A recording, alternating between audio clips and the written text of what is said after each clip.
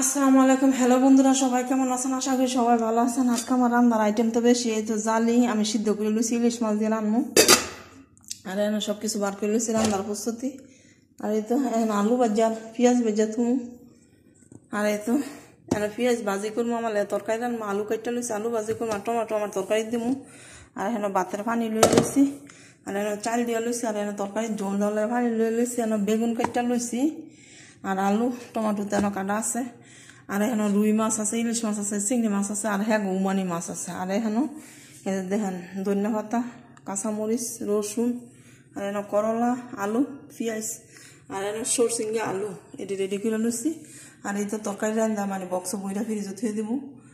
আর এই তো মানে হ্যাঁ গরম লাগে ভাত রাখবো সাদাটার মধ্যে, আর আমার ভাত হিটার মধ্যে। তো চলেন বন্ধুরা আমার লগে এবার রাঁধতে যাওয়ার লাগিয়া।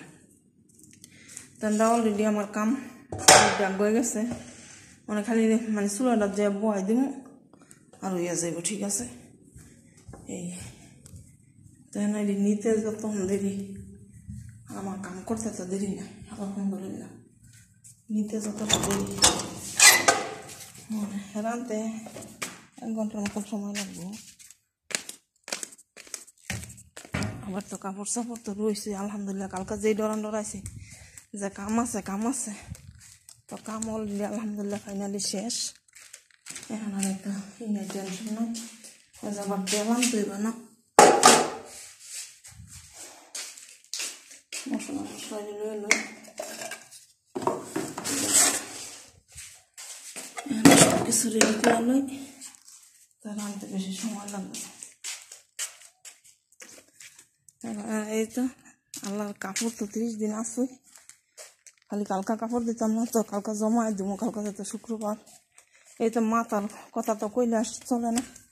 এই তো কালকা ডেইলি 2টা করে ট্যাবলেট খাইলে আমি বাঁচবো।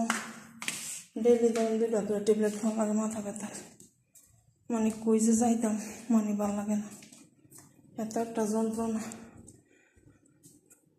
আর বাংলাদেশে তো সবাই হাতে হাতে কাম করে দেয়। হ্যাঁ না, তারা হাতে হাতে করার মতো মানুষ নয়। তো সবাই ভালো থাকবেন। আল্লাহ।